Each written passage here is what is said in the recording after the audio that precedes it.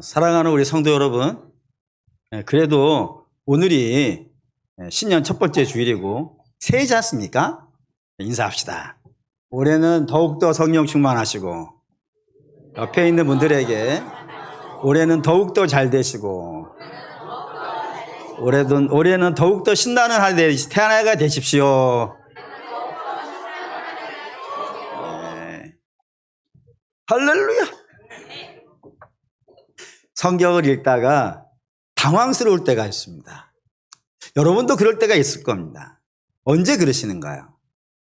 오늘 같은 본문을 읽을 때 그렇습니다. 오늘 같은 본문을 읽을 때 왜 그러냐? 뭔 말인지 못 알아듣겠습니다. 뭔 말인지 모르겠습니다. 그런 거 보면 되게 놀라는 거예요. 왜냐하면은 이 로마서를 로마교회가 읽고 있는 것인데 로마교회는 자생교회라고 그런다 이겁니다. 자생교회라는 것은 이 교회가 사도들이 가서 복음을 전해 세운 교회가 아닌 거예요. 그럼 이 사람들은 어떻게 교회가 되었는가? 로마에 살고 있는 유대인들이거든요. 그들이 예루살렘에 여행을 갔다가 거기에서 십자가를 본 거예요. 그리고 성령이 임하시는 걸 봤어요. 그거를 보고 어떻게 안 믿겠어요. 그래서 거기서 믿기 시작한 거예요. 근데 거기에서 영원히 있을 수는 없지 않겠어요. 자기 집이 거기 로마에 있으니까. 로마에 돌아와가지고도 신앙생활을 하기 위해서 자기들끼리 모인 거예요. 자기들끼리 모여서 예배드리고 그런 삶을 살았다 이겁니다. 그러니 복음의 기반이 강하겠어요? 안 강하겠어요? 안 강하죠. 자기들끼리 하고 있으니까.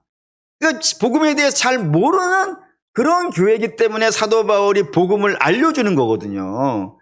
그런데 그렇게 연약한 복음에 대해서 연약한 교회인데 어떻게 이걸 이해했을까? 말이 어렵잖아요. 도대체 어떻게 이해했을까? 좀 당황스럽단 말입니다. 아니 그게 처음 복음을 들은 사람들도 이걸 알아들었는데 아니 우리는 왜 이걸 어려워할까? 이런 생각이 들어요. 당황스럽죠. 그러면서 얻은 답이 하나가 있어요. 그게 뭐냐? 성경은 세상 지혜로 아는 책이 아닌 겁니다. 세상의 지혜가 아무리 많다 하더라도 성경을 이해할 수가 없어요.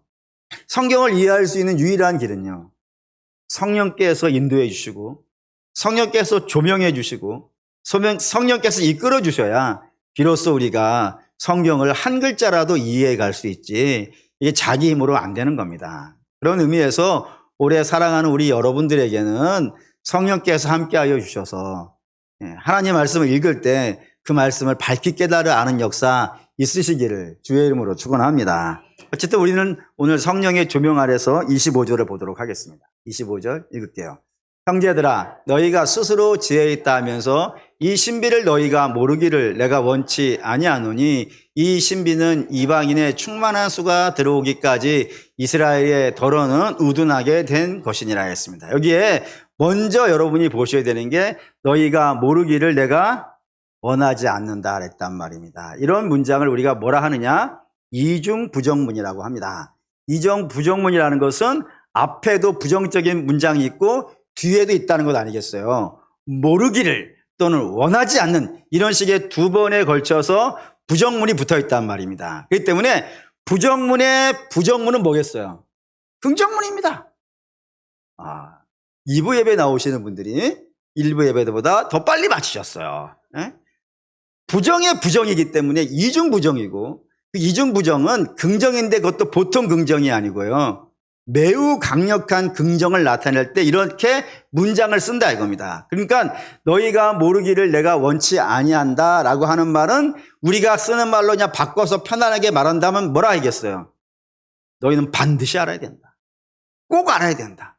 무슨 일이 있어도 성도라면 이 사실은 반드시 알아야 된다라는 것이 이 문장이라 이거예요. 그래서 제가 로마서를 이 주일에 설교하는 이유가 되어졌어요. 웬만한 교회는 사실 로마서를 수요 예배 때 많이 합니다. 수요 예배는 그래도 신앙생활을 오래 하신 분들이 나오는 예배지 않겠어요. 그러다 보니 이렇게 어려운 이야기를 해도 다 이해할 수 있기 때문에 로마서를 대체로 수요 예배 때 많이 해요. 그런데 제가 이 주일날 이걸 갖고 끌고 온 이유는 신앙인을 한다면은 성도라면은 이거는 반드시 알아야 돼. 다른 거는 몰라도 이거를 모르고서 어떻게 신앙생활이 되겠느냐, 이런 내용들이 다 어디에 있는 거예요? 로마서에 있는 거예요. 그래서 어렵긴 하지만 그래도 여러분들이 신앙의 기초를 가장 잘 쌓기 위해서는 로마서를 봐야 되지 않겠는가, 그런 생각이 들어가지고 로마서를 이렇게 하고 있는데, 제 실력이 좀 부족하여 좀 어렵게 되어진 건 용서해 주십시오. 뭐 여러분 팔자지 어떡하겠어요. 더 좋은 팔자였다면 뭐 쉽게 더 설명하실 분을 만났겠지만, 여러분들은 저한테 묶인 팔자라, 뭐 여러분 팔자를 탓하시고 어떻게 들어야 됩니다. 어쨌든 성도는 반드시 이걸 알아야 되는데, 뭐를 알아야 될까요? 이게 26절입니다. 26절 읽겠습니다. 형제들아, 너희가 스스로 지혜 있다 하면, 신비를 알아야 되는데, 신비를 알아야 되는데, 이 신비가 헬라어로는 미스테리온이라고 불리는 것이고, 영어로는 미스테리라고 부릅니다. 미스테리, 놀라운 이야기가 있다 이거예요. 이 놀라운 이야기를 성도는 반드시 알아야 된다 이겁니다. 그러면 사도 바울이 선포한 신비한 이야기는 뭐를 신비한 이야기라고 하는 걸까요? 그게 26절입니다. 26절 읽을게요. 그리하여 온 이스라엘이 구원을 받으리라. 기록된 바 구원자가 시온에서 오사 야곱에게서 경건하지 않은 것을 돌이키시겠고 하면서 무슨 이야기를 하냐면 구원 이야기를 한다 이겁니다. 그러니까 성도는 반드시 알아야 되는데 뭐를 알아야 된다고요? 구원이 무엇인지를 알아야 된다. 반드시 구원이 무엇인지를 알아야 된다 이겁니다. 만약에 구원이 무엇인지 잘 모르게 되어지면 어떤 일이 발생되어지냐면 25절 한번 다시 볼까요? 25절에 스스로 지혜 있다라고 하는 데 표시를 하십시오. 이 스스로 지혜 있다는 말은 우리가 쉽게 이해하는 단어로 바꾼다면 교만이 됩니다. 그러니까 구원에 대한 이야기를 잘못 이해하면 뭐가 된다고요? 교만한 마음이 생긴다고요. 근데 여러분 아시다시피 교만은 그 결과가 뭡니까? 패망이죠. 그러니까 성도로 불림 받아가지고 망하면 되겠습니까? 안 되겠습니까? 성령으로 불려가지고 육체로 끝내면 안 되는 것 아니겠어요? 그렇기 때문에 성도는 반드시 구원이라는 것이 무엇인지 제대로 이해해가지고 교만에 빠지지 않도록 해야 된다라는 것이 사도 바울이 이 문장을 통해서 이야기하고 싶은 거라 이겁니다. 그러면 우리를 교만에 이르게 하는 잘못된 구원의 이야기는 뭘까? 이게 질문이 되겠죠. 어떻게 구원을 이해하면은 잘못 이해하게 되어지고 그 잘못 이해한 것 때문에 교만이 등장하게 되는가라는 질문이 되는데, 그 질문의 답은 이겁니다. 구원의 주체를 잘못 이해하는 거예요. 적지 않은 사람들이 구원의 주체를 누구로 이해하냐면 사람으로 이해하는 경향들이 종종 있습니다. 이런 식의 논리예요. 나는 믿었다 이거예요. 그러니까 이방인 교인들이 유대인을 향해서 하는 말이에요. 나는 믿었다고. 그래서 나는 믿었기 때문에 구원을 받았고 너는 안 믿었기 때문에 구원을 못 받았다라고 하는 이 논리라 이거예요. 목사님 그게 맞는 말 아니에요? 내가 믿어서 구원 받는 것이죠 라고 여러분들이 물으실 수 있겠지만, 여러분 그건 틀린 말이에요. 틀린 말이에요. 왜냐하면 구원의 주어는 결코 사람이 될 수가 없단 말이에요. 근데 이게 사람이 돼버린 거예요. 사람이 되어버리면 반드시 뭐로 응답이 되냐면 교만으로 응답된다 이겁니다. 무슨 근거로 그렇게 말씀하시는가라고 물으신다면 그게 구약의 이야기에 등장해요. 구약은 아시다시피 유대인들이 주 무대를 이루고 있습니다. 근데 유대인들은 자기를 뭐라고 이해하냐면 선민이라고 이해하잖아요. 선택받은 사람들. 자신들을 왜 선택받은 사람들이라고 이해하는 근거는 뭘까요? 무슨 근거로 자기들은 선택받았다라고 주장할까요? 율법입니다. 우리에게 율법이 있다고요. 그런데 이렇게 질문이 되는 거예요. 하나님이 율법을 우리에게 주셨는데 왜 이 세상에 여러 민족이 있잖아요. 여러 민족 중에서 하필이면 우리 유대인들에게 율법을 주셨겠냐 이거예요. 왜 주셨겠을까요? 유대인들의 답은 이거예요. 우리가 할 수 있으니까. 아니 할 수 없는 걸 하나님이 주실 일은 없지 않겠는가. 하나님이 이건 우리는 할 수 있으니까 우리에게 주신 것이고, 그럼 이방인에게 왜 안 준 거예요? 저들은 줘도 못한다 이거예요. 그래서 성경에 아예 이런 표현이 등장하잖아요.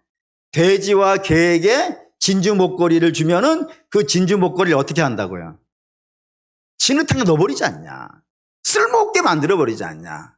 이방인에게 율법이 그런 거예요. 줘도 못해. 아니 그 줘도 가치를 몰라. 그냥 땅바닥에 처박아 놓고 쓰지도 못하는 민족이니까 거기는 개돼지가 되는 것이고 우리는 할 수 있으니까 이스라엘이라고요. 이렇게 구조를 짠단 말이에요. 그게 선민의식인데 앞에 이방교회가 유대인들에게 향한 말과 똑같은 구조를 가지고 있죠. 이방교회가 유대인들에게 나는 믿었고 너는 안 믿었다고. 구약의 이스라엘은 나는 율법을 행하고 너희는 율법을 못한다고요. 이런 식의 구조가 되는 게 맞냐 이거예요. 그렇지 않다 이겁니다. 그렇지 않다고. 근데 그게 그렇게 돼버렸어요. 하나님이 주신 것인데 내가 할 수 있으니까 주신 것이 돼버렸고 하나님은 덤이 된 것이고 주가 누가 된 거예요? 내가 된 거예요. 그러면서 나는 어떻게 된 거예요? 높아졌지. 그게 교만인 거예요. 반면에 다른 사람들은요. 이방인은 유대인은 이방인을 개돼지 취급하는 거예요. 못하는 자라라고. 그리고 신약에 있었던 교회들 중에 어떤 교회는 유대인들을 학살하는 거예요. 그러니까 자기가 주인이 돼버리면 믿음이라고 하는 구원이라는 것의 주인이 내가 되면은 나는 한없이 높여버려요. 난 다 할 수 있는 사람이라. 나는 믿을 수도 있는 사람이라. 나는 믿을 수도 있고 안 믿을 수 있는 사람이라 하면서 한없이 높여버리고 다른 사람은 그것도 못하는 아주 못난 사람이라고 깔아내려버리는 일이 여기에서 구원의 주인을 자기라고 생각하는 데에서부터 시작되는 이야기가 등장한다 이겁니다. 두 번째, 구원의 주인이 자기가 되어지면은 내가 열심히 해가지고 구원을 받은 거 아니겠어요. 내가 믿어서 구원을 받은 것 아니겠어요. 그러니 나는 어떻게 된 거예요 지금? 이미 높아져 있죠. 이미 훌륭해져 있잖아요. 예. 아멘을 박자에 맞춰서 하는 거로 우리 약속을 14년 전에 했어요. 근데 14년 동안 못하고 있는 건 굉장히 문제가 있는 거예요. 어쨌든 내가 열심히 믿어서 구원을 이룬 거 아니에요. 그러면 난 높아진 거지 않습니까? 이미 훌륭해져 있는 거예요. 그러면 이제 남은 건 뭐밖에 없어요? 하나님께 받을 복밖에 없잖아요. 나는 이미 훌륭해져 있으니까 하나님이 나한테 주셔야 되는 거예요. 그러니 나는 신실하게 성실하게 열심히 해온 거예요. 근데 하나님이 나한테 복을 안 주시면요. 나는 신실했는데 하나님은 안 신실한 게 되잖아요. 불성실한 게 되잖아요. 그러면은 거기에 감사가 있겠습니까? 나는 열심히 했는데 나는 이만큼 믿었고 나는 이만큼 교회에 충성했고 나는 이만큼 헌신했는데 하나님은 그거에 응답 안 해주시는 그런 불성실한 하나님이 됐으니까 나는 이미 높아졌죠. 하나님보다도. 나는 성실하니까. 하나님은 안 성실하게 됐잖아요. 하나님은 깔아내렸고 난 높여졌어요 이미. 그리고 하나님을 깔아내렸으니까 거기에 감사가 없겠죠. 뭐만 있겠어요? 원망과 불평과 그런 것만 있어요. 그거 교회도 마찬가지입니다. 내가 이만큼 봉사를 했는데 왜 교회가 나를 안 알아봐줘? 내가 이만큼 열심히 했는데 왜 나를 안 알아줘? 그러니까 자기가 주인 되어지면 항상 자기를 높이고 자기가 대접받지 못하는 것에 대해서 원망과 불평이 쌓여져 가는 그런 모습이 되어진다 이겁니다. 세 번째가 제일 중요하고 가장 심각한 문제인데 구원의 주체가 자기라고 하는 것 자체가요. 맞는 말이에요? 틀린 말이에요? 틀린 말입니다. 뭘 보면 아냐면은 이게 10절, 26절 볼게요. 26절. 읽겠습니다. 그리하여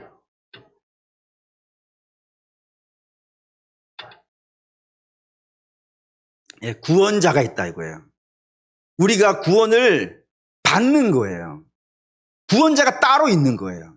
구원자가 우리에게 와서 우리에게 구원을 해주는 거라 이겁니다. 그러면 왜 우리가 스스로 구원을 이룰 수 없는가? 왜 구원자가 와서 우리를 해줘야 되는가? 성경은 세 가지 이유가 있다고 이야기합니다. 그 첫 번째 이유가 무엇이냐면은 우리는 하나님이 원하시는 수준만큼의 의를 이룰 수 있는 능력과 힘이 없다 이겁니다. 그럼 하나님이 원하시는 수준이 얼마만큼인데요? 예수님이에요 그게. 의로운 기준이 예수님이라니까요. 옆에 있는 분이 아니에요 여러분. 아니 좀 구체적으로 예를 듭시다. 제가 아닙니다. 여러분 여러분들의 저가 기준이 아닙니다. 물론 여기까지 오는 것도 어려워요, 여러분. 쉬운 게 아니에요. 하지만 제가 아니에요. 저는 제 힘으로 하나님 나라 가지 못해요. 하나님 나라에 자기 힘으로 가실 수 있는 분은요, 예수님밖에 없어요. 그러니까 기준이 예수님이에요. 거기 맞추실랍니까? 맞추라면 맞추시겠습니까? 원수를 위해 자기 몸 내어주는 게 가당키는 하겠습니까? 맞출 수가 없어요. 그러니 자기 힘으로 안 되는 이유가 첫 번째이고, 두 번째는 이렇게 질문하실 수 있어요. 목사님, 그래도 지금은 안 되지만 우리가 조금씩 노력하면은 좀 되지 않겠습니까? 라고 물으실 수 있습니다. 물론 사람이 좀 노력하면 선을 이룰 수도 있을지 모르겠다는 생각이 간혹 들어가기도 합니다. 그런데 상황이 바뀌잖아요. 상황이 바뀌면 옛날로 돌아갑니다. 되게 신기하죠. 지금은 결단회가 좀 나왔어요. 조금 발전했어요. 근데 상황이 바뀌잖아요. 그러면 옛날로 돌아가요. 그런 모습을 갖고 있다고. 왜 그럴까요? 성경은 사람을 이렇게 표현합니다. 죄와 사단의 종이라고. 종이라는 건 어떤 의미예요? 묶여 있다는 것 아니겠어요? 그래서 묶여 있을 때 내가 주인이 땡기지 아니하면 어느 정도 갈 수 있잖아요.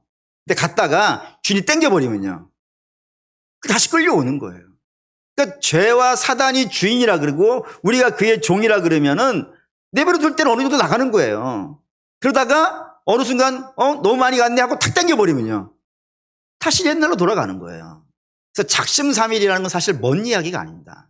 아마 여러분들도 많이 경험해 보셨을 거예요. 내가 그렇게 해보려고 애를 썼지만 어떤 상황이 발생되어지면 무너져 버리는, 별것도 아닌데 누가 나한테 한마디 하고 누가 나한테 눈빛 하나 이상하게 흘린 것 같고 마음 무너져 버리는 연약한 인생이 우리라 이겁니다. 그러니 그런 인생이 어떻게 스스로 구원을 이룰 수가 있겠어요? 세 번째 이유가 중요한데, 간혹 이렇게 물으세요. 시주 하나를 읊어주시면서 얘기를 해요. 태산이 높다 하되 하늘 아래 매이로다. 오르고 또 오르면 못 오르리 없건만은 사람은 제한이 오르고 매만 높다 하더라. 이런 시를 딱 멋있게 읊어주는 거예요. 그리고 목사님, 그래도 계속 하다 보면은 어느 순간에는 되지 않겠습니까? 천년이건 만년이건 시간이 딸려서 그렇지 시간만 무한대로 주어지면 되지 않겠습니까? 라고 이렇게 물어보는 거예요. 그걸 생각해서 성경은 분명히 이야기합니다. 우리는 허물과 죄로 죽어 있다고요. 여러분, 죽어 있는 자가 스스로 무언가를 이뤄낼 수는 없는 것 아니겠어요? 역사와 변화를 일으킬 수는 없는 겁니다. 결국 사람은 스스로 노력한다고 해서 구원을 이룰 수 있는 것은 결단코 아닙니다. 그런데 사단이 자꾸 와서 그걸 얘기를 하는 거예요. 네가 할 수 있다고. 언제부터 얘기했을 것 같으세요? 첫사람부터 그런 거 아니에요.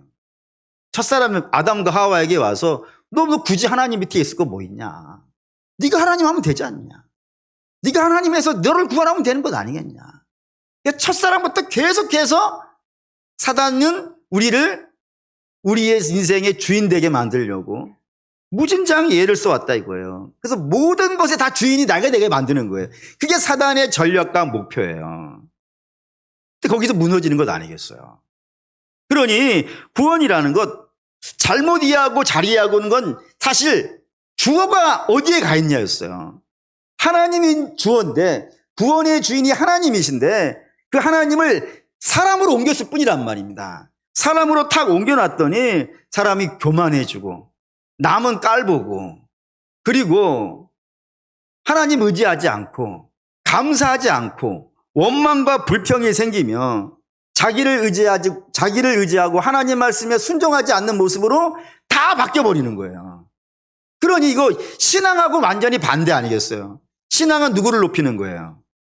하나님을 높이는 것이고, 신앙은 때로 인생이 불편하고 어려운 순간이 있을 수 있지만 그럼에도 불구하고 감사하는 것이고, 신앙은 다른 사람을 멸시하는 것이 아니고 섬기는 것 아니겠어요?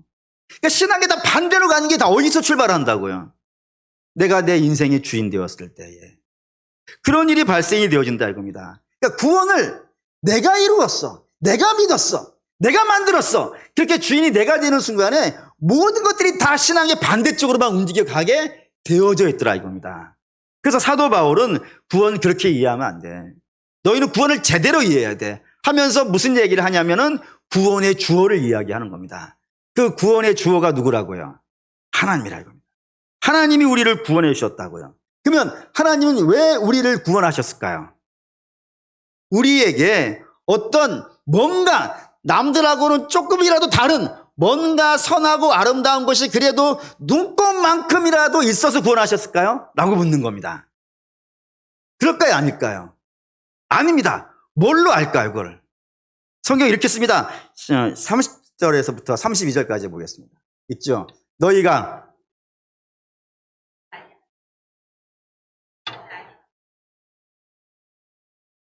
이와 같이 이 사람들이 순종하지 아니하니 이는 너희에게 베푸시는 긍휼로 이제 그들도 긍휼을 얻게 하려 하심이라.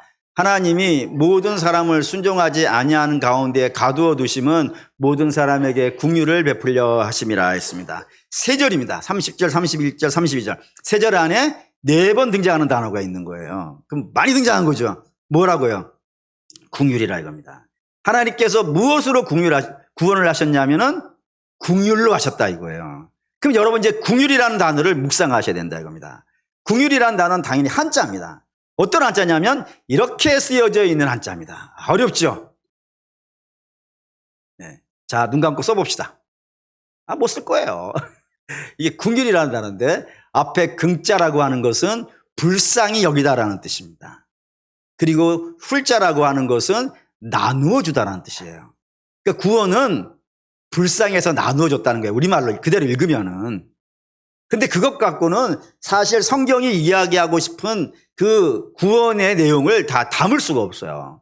그걸 다 담으려면은 원어를 읽으셔야 돼요. 원어에 긍휼이라는 단어는 저기는 이제 로마서니까 로마서는 신약이고 신약은 헬라어로 쓰여 있거든요. 헬라어에 엘레오스라고 하는 단어로 쓰여져 있어요. 근데 이거를 히브리어로 바꾸면은 2글자가 돼요. 2글자로 번역을 해요. 그 첫 번째 글자가 뭐냐면 라훔이라고 하는 단어를 씁니다.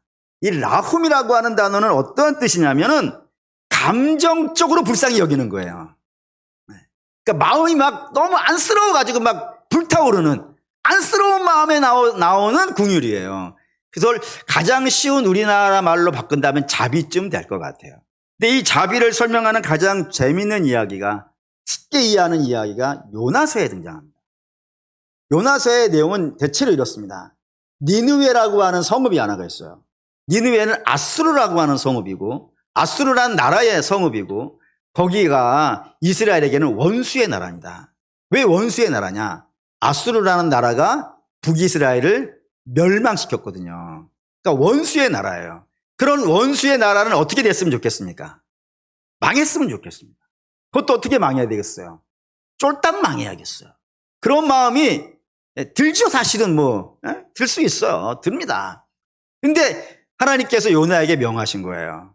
요나야, 내가 저 니느웨라는 성읍을 심판을 해야겠으니 너가 가서 이 성읍 심판한다라고 얘기를 해라 라고 이야기를 했어요. 그러자 요나가 어떻게 하는 거예요? 도망을 가는 거예요. 안 하고 도망을 가는 거예요. 왜 도망을 갈까요? 이유는 뻔합니다. 저 아수르라는 성읍은 하나님을 모르는 성읍이에요. 그러니 내가 가서 하나님을 선포한다고 해가지고 저들이 회개하고 돌아올 일은요? 없어요. 당연히 하나님 모르는데. 그렇지 않겠어요? 아니 하나님을 알아야 내가 선포하면 여러분들은 아니까 내가 선포하면 아멘이라도 하는 거 아니겠어요? 네. 근데 모르는 사람한테 가서 하면요. 눈만 깜빡거리지 않겠습니까? 그러니까 여러분 눈만 깜빡거리면 모르는 거야. 그러니까. 네? 그렇지 않겠어요? 그러니까 저들은 절대로 회개할 민족이 아니야. 회개하려면 예전에 했어. 내가 가서 얘기도 안 해. 근데 문제는 하나님인 거예요. 하나님은 참 묘한 분이야.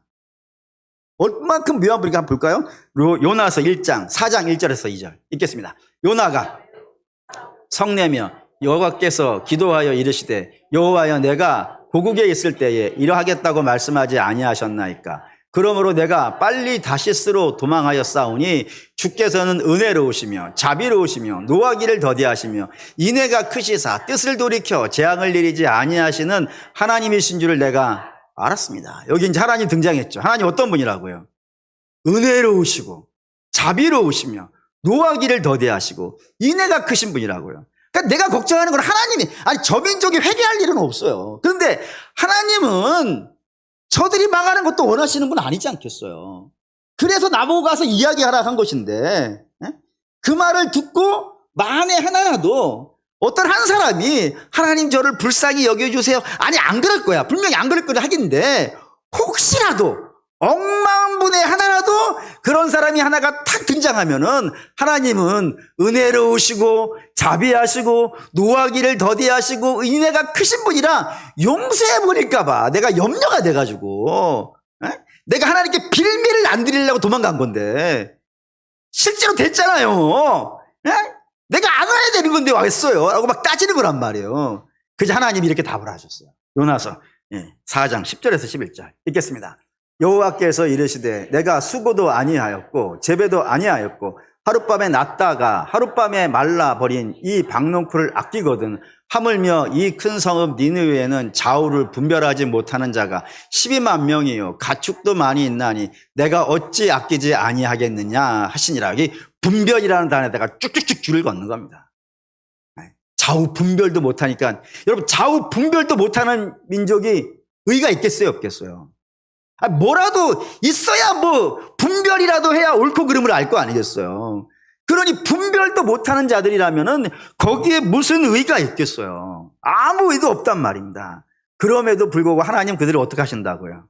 아끼신다. 저들이 불쌍하다 이거예요. 분별도 못하는데, 뭐가 뭔지도 모르는데, 근데 안쓰럽다 이거예요. 그런 마음이 뭐라고요? 라훔이라 이거예요. 라훔. 그러니까 뭐를 잘해서가 아닌 거예요. 그냥 하나님 마음이 너무 안쓰러운 거예요 지금. 여러분 이거를 가장 잘 이해하시려면은 여러분 집에 가서 자녀들을 보면 됩니다. 자녀들 우리 흔히 이렇게 얘기하잖아요. 10손가락 중에 아픈 손가락이 어느 손가락이에요? 여러분들도 일부 예배라 동일한 답을 하시네. 10손가락 중에 10손가락이 다 아파요? 나 참. 10손가락 중에 아픈 손가락은 아픈 손가락이 아파요. 맞잖아요. 아픈 손가락이야. 깨문 손가락이, 문 손가락이 아픈 거 아니겠어요? 근데 그 자식을 10손가락이 얘기할 때 왜 10손가락이냐면은 자식 중에 누가 제일 안쓰러워요? 누구에게 제일 마음이 가요? 제일 못난 자에게 가잖아요. 제일 잘난 애는 알아서 하겠지. 쟤는 뭐 어디 내놔도 알아서 할 거야. 별 염려 안 내는데 얘는 어디 내놓으면 사고 싶을 것만 같은 거예요. 그런 애는 더 마음이 가잖아요. 딱 하나님이 그 마음이에요. 그러니까 저가 뭐 잘나서가 아니고 모자라, 부족해, 한없이 떨어져. 근데 저게 누구인 거예요? 내가 낳은 자야. 내가 낳은 자. 근데 너무 안쓰러운 거예요. 마음이 불타오르는 거예요. 그런 마음이 자비라 이겁니다. 이게 라움이라고요. 그런 마음에서 하나님이 그런 마음에서 우리를 구원해 주신 것이지 우리가 뭔가 선한 답을 내서 구원해 주신 것이 아니라 이겁니다. 그리고 엘리오스가 또 다른 히브리어로 번역되는 것이 뭐냐면은 하난이라는 단어를 씁니다. 이 하난이라는 단어는 라움과는 좀 달라요. 라움은 마음에서 막 끓어오르는 그런 애타는 마음, 그 마음이 라훔이라면은 하난이라는 단어는 그 마음이 구체적인 행동으로 나와버린 거예요. 그러니까 마음만 갖고 있는 게 아닌 거예요. 하나님 우리를 구원하신데 저 안쓰러워서 어떡하냐, 저 안쓰러워서 어떡하지, 내가 뭐라도 해야 되는데, 이렇게 안쓰러운 것만으로 끝내는 것이 아니라 그 안쓰러운 마음이 뭔가 구체적인 행동으로 탁 튀어나온 건 하난이라 그런다고요. 그 구체적으로 탁 튀어나온 하난 중에 가장 유명하고 가장 대단하고 가장 놀라운 하난이 은혜예요. 은혜.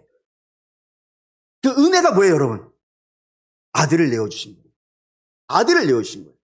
하나님이 안쓰러워서, 아이고 저 안쓰러워서 어떻게 이렇게 해가지고 구원하신 것이 아니라 당신의 아들을 아낌없이 내어주심으로 말미암아 우리가 구원됐다 이겁니다. 그러니 구원이라는 것은 자비와 은혜가 합쳐진 거예요. 자비와 은혜가 합쳐진 게 긍휼이라는 단어고, 그 긍휼에 하나님이 우리를 향하신 그 긍휼의 마음과 그 긍휼에서 나오는 하나님의 역동적인 행동이 우리를 죄와 사망에서 건져내서 하나님의 자녀로 만들어내셨다 이겁니다. 그렇기 때문에 하나님이 전적으로 혼자 하신 거기 때문에 우리가 구원을 우리의 힘으로 했다고 말할 수가 없다 이거예요. 없으니까 자랑할 수 있겠어요, 없겠어요? 없어요. 성경 읽겠습니다. 에베소 2장 8절에서 9절 읽겠습니다. 너희는 그 은혜에 의하여 믿음으로 말미암아 구원을 받았으니 이것이 너희에게서 난 것이 아니요 하나님의 선물이라. 행위에서 난 것이 아니니 이는 누구든지 자랑하지 못하게 하려 하심이라. 네.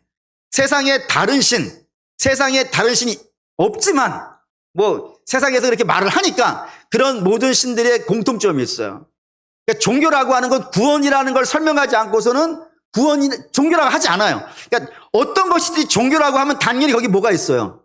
구원에 대한 이야기가 있어요. 근데 이 세상의 모든 종교에서 구원의 이야기는 전부 누가 해야 되는 거예요? 내가 해야 됩니다. 돈을 내든지 열심을 내든지 내가 뭔가를 해야 돼요. 그거에 대한 보상으로 오는 게 구원이에요. 그런데 기독교의 구원만큼은 그게 아닌 겁니다. 그게 아니고 누가 한 거라고요? 하나님이 홀로 행하신 것.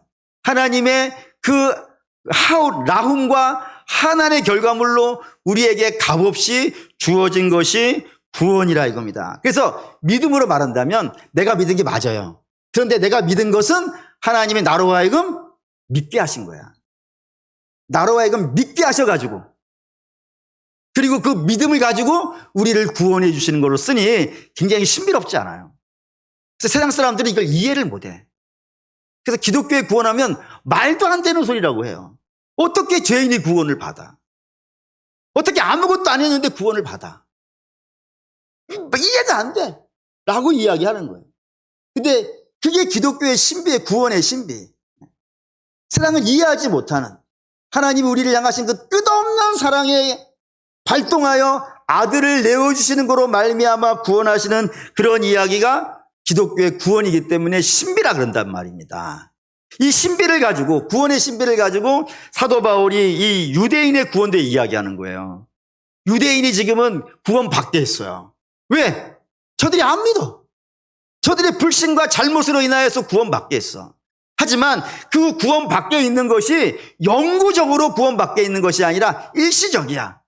언제까지냐면 하나님께서 뜻하시는 날이 있는데 그 뜻하시는 날이 무엇이냐면은 먼저는 이방인들을 다 구원하시는 거예요.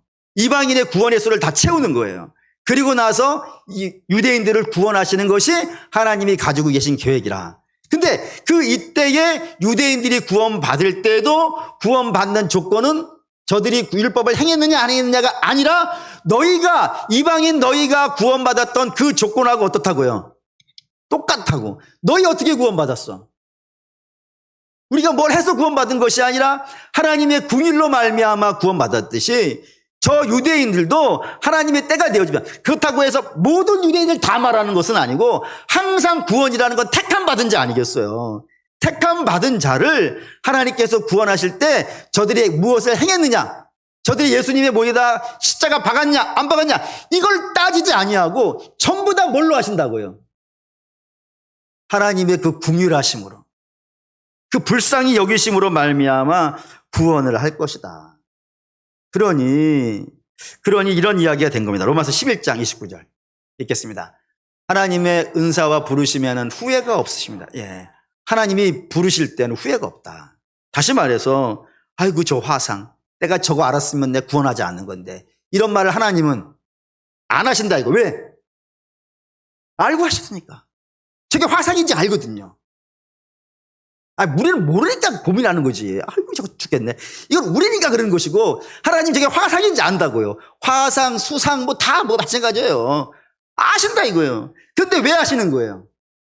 하나님은 그를 변화시킬 수 있는 능력이 있으니까 변화시킬 거예요. 그 변화시키는 방법 중에 하나가 혼내는 것도 있어요. 나무라는 것, 모든 것을 동원해서 하나님을 해내실 거예요. 그러니 지혜 있는 사람은 혼나고 순종하는 게 낫겠어요? 아니면은 말씀 듣고 순종하는 게 낫겠어요? 그런 거예요 지금. 그래서 그러니까 혼나지 말고, 하나님은 너를 안 놔. 하나님이 아들을 죽이고 너를 구원했다면 어떻게 너를 놓는 거, 누구를 버리는 거예요? 아들을 버리는 거잖아요. 그러니 아들의 피로 말미암아 구원받은 자는 놓지 않아. 그러니 너희가 안 따라와? 그럼 하나님께서 혼내실 거야. 그러니 혼나고 오지 말고 순종해서 와. 이게 성경의 논리란 말이에요. 그게 오늘 우리에게 구원포된 구원이라 이겁니다. 보시죠. 32절 읽겠습니다. 하나님이 모든 사람을 순종하지 아니하는 가운데 가두어 두심은 모든 사람에게 긍휼을 베풀려 하심이라. 여기 이제 모든 사람은 이 세상의 모든 사람을 말하는 것이 아니고 유대인과 헬라인, 이방인 그들 중에 택함 받은 사람들이에요. 그러니까 유대인이든 헬라인이든 하나님의 택함 받은 모든 사람들은 다 구원을 뭘로만 받는다? 하나님의 긍휼로 받는다. 다른 것이 조건이 되지 않는다. 라고 이야기한 겁니다. 그렇기 때문에 이 구원의 주어가 내가 아니라 하나님이라는 사실을 제대로 알았다면 우리는 절대로 매사의 모든 곳에서 교만할 수가 없습니다. 자기를 높일 수가 없습니다. 다른 사람을 깔아뭉갤 수도 없습니다. 왜? 나도 저런 사람이었는데 하나님 여기까지 끌고 오신 거니까. 하나님이 나를 끌고 오셨듯이 저도요. 끌고 오신 거니까 깔아뭉갤 수 없습니다. 오로지 성도가 성도로서 이 땅에서 반응해야 되는 것은요. 나의 나된 것은 하나님의 은혜라는 거예요. 은혜이기 때문에 불평은 없습니다. 불평 대신에 뭐가 있는 거예요? 감사가 있어요. 나를 여기까지 끌고 오셨습니다. 하나님이 아니었으면 여기까지도 못 왔을 텐데 하나님이 나를 신비하게 끌고 오셔서 어떻게 하면 나를 이렇게 예수를 믿게 하셨을까? 놀랍지 않습니까? 내가 예수를 믿을 거라고 여러분 중에 상상이나 하고 몇 분이나 계시겠어요. 놀라야 되는 건데 사실은. 그리고 하나님이 나를 섬겨주셨듯이 나도 다른 사람을 사랑하고 섬기고 이걸로 반응하는 거예요. 그래서 내게 이렇게 값없이 주셨으니까. 그리고 사랑하는 믿음의 성도 여러분, 결론합시다. 2025년 새해입니다. 새해 첫 번째 주일에 선포되어진 하나님의 말씀은 구원은 내가 했다. 내가. 여기에서 나는 내가 아니고 하나님께서 내가 했다 이거예요. 내가 해서 너희에게 값없이 주었다. 그러니 너희는 그 구원의 주인이 누구인지를 알고 그 구원의 주인이 값없이 내게 주었으니 그 은혜에 감사하고 그리고 그 하나님이 이루시는 역사에 동참하여 하나님이 우리를 섬겼듯이 다른 사람도 섬기며 살아가는 1년이 되었으면 참 좋겠습니다. 분명히 구원의 주어를 여러분이 제대로 이해한다면 반드시 제대로 이해하셔서 이 구원을 통하여 하나님이 이루고자 하시는 그 놀라우신 뜻을 깨달아 알아 순종으로 따라가시는 저와 여러분 되시기를 주의 이름으로 축원합니다. 아멘. 결단하시죠.